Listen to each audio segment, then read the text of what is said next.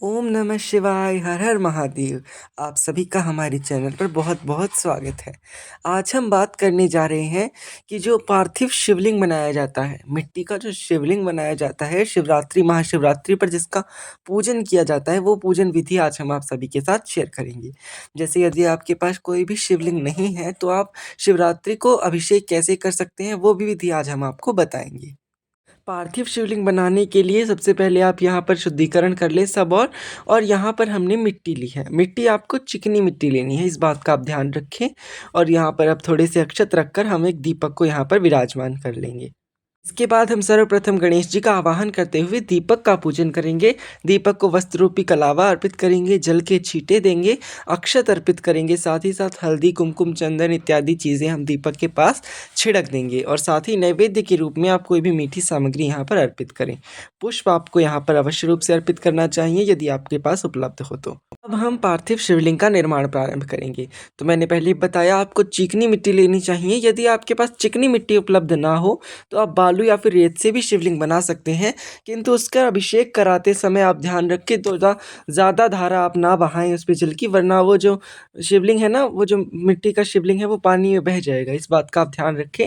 और चिकनी मिट्टी का शिवलिंग होता है वो थोड़ी देर टिक जाता है, तो इसीलिए हम चिकनी मिट्टी का शिवलिंग बनाते हैं। आप रेत से भी बना सकते हैं, बालू से भी बना सकते हैं, चिकनी मिट्टी और रेत को मिलाकर भी बना सकते हैं, गाय के गोबर से भी बना सकते हैं आप यहाँ पर।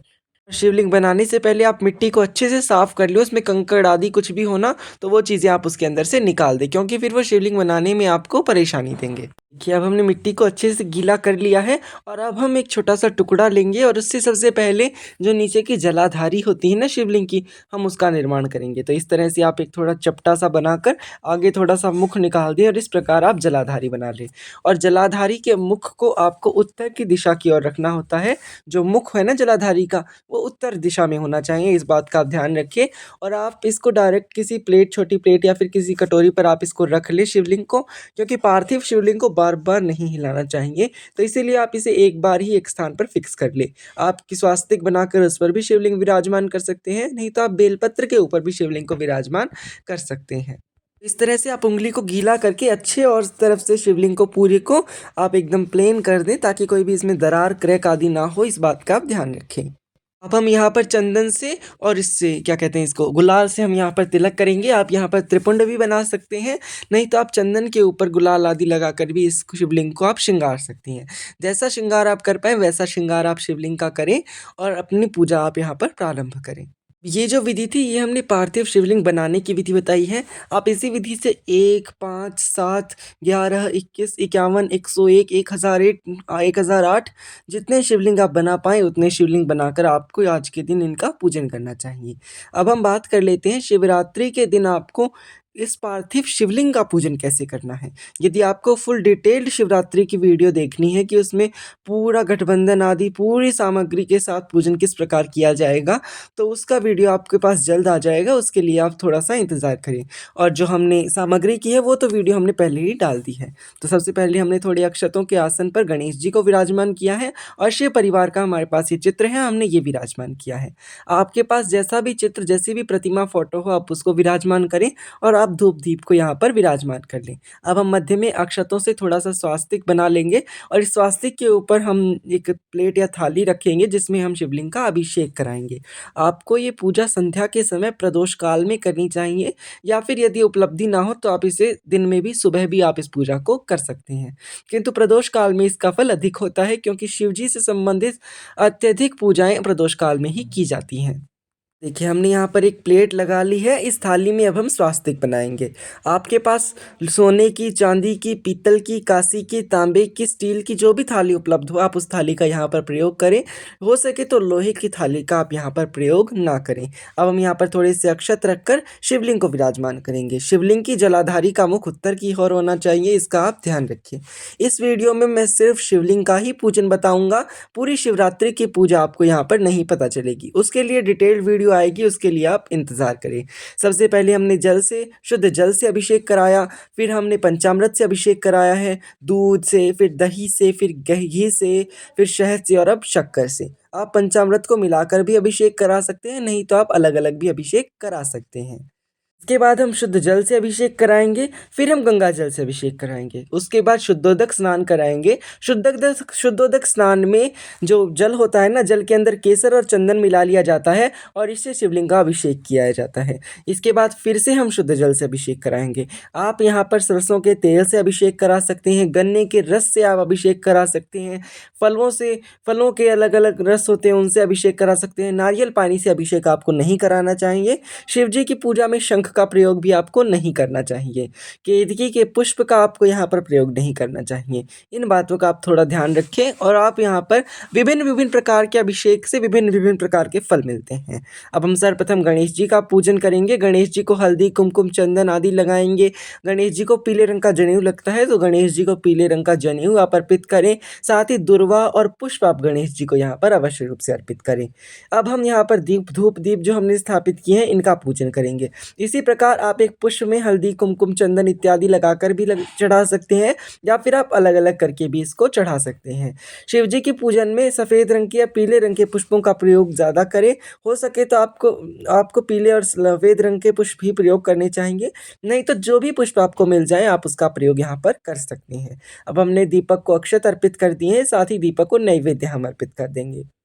अब हम समस्त शिव परिवार का पूजन करेंगे तो सभी को जल के छींटे दे देंगे। सभी को आप यहाँ पर तिलक कर दें। हमने पहले से भी तिलक करके प्रतिमा को विराजमान किया था, आप यहाँ पर दोबारा से भी तिलक कर सकते हैं या फिर आपने जो पहले तिलक किया था आप उसी को भी रहने दे सकते हैं। इसी प्रकार जो भी फोटो में विराजमान हो, शिव जी, पार्वती जी, कार्तिकेय जी, गणेश जी, कार्तिकेय जी का मोर है, गणेश जी का मूषक है, नंदी है, सिंह है, इन सभी को आपको तिलक करना है और शिव जी और पार्वती जी के हस्तों को और चरणों को भी आपको यहाँ पर तिलक करना चाहिए।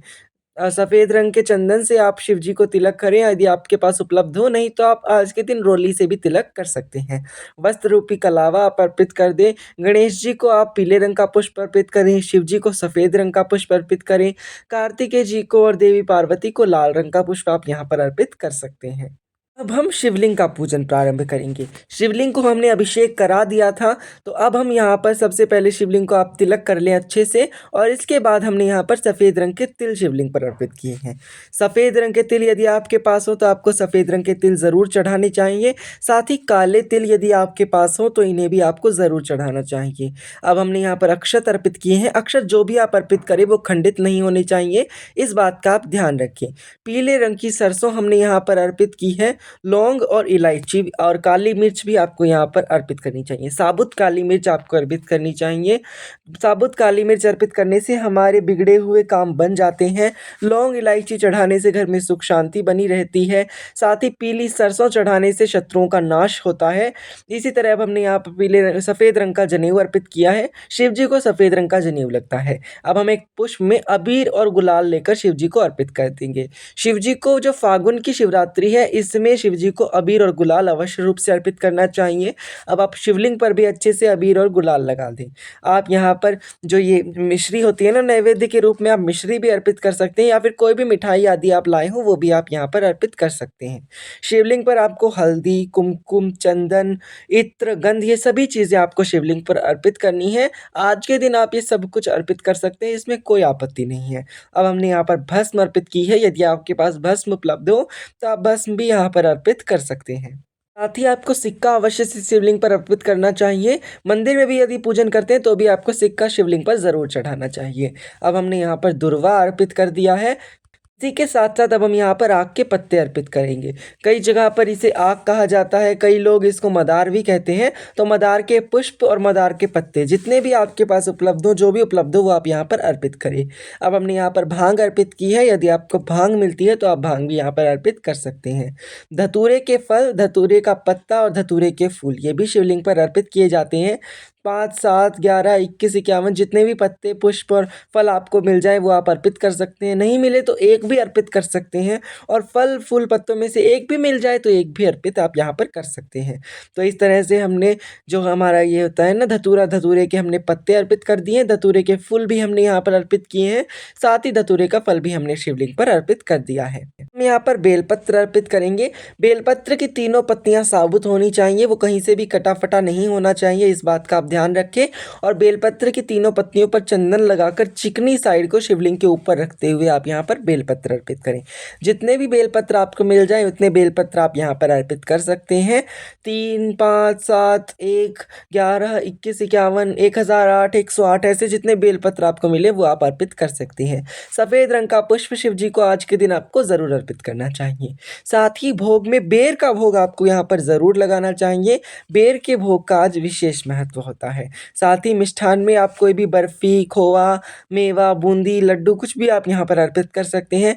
साथ ही पंचमेवा आप यहाँ पर अर्पित कर सकते हैं और गुड़ आपको शिवलिंग पर ज़रूर चढ़ाना चाहिए। गुड़ चढ़ाने से मनोकामना की पूर्ति होती है। साथ ही शिवलिंग पर शहद चढ़ाने से भी मनोकामना की पूर्ति होती है।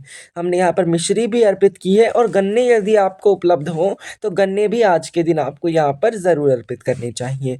अब हमने पान अर्पित किया है तो पान का पत्ता लिया है, उस पे हमने लौंग, इलायची, सुपारी और साथ ही साथ हमने यहाँ पर मिश्री रखी है। आपके पास मिश्री ना हो तो आप पताशा भी यहाँ पर प्रयोग कर सकते हैं और इस पान को भी आप शिवलिंग को, शिव जी को यहाँ पर अर्पित कर दें और पान का भोग आप यहाँ पर लगा दें। साथ ही दक्षिणा के रूप में आपके पास कुछ भी हो, 5, 7, 10, 11 रुपए जो भी आप दक्षिणा अर्पित करना चाहें, जो आपकी इच्छा हो वैसी दक्षिणा आप यहाँ पर अर्पित करें।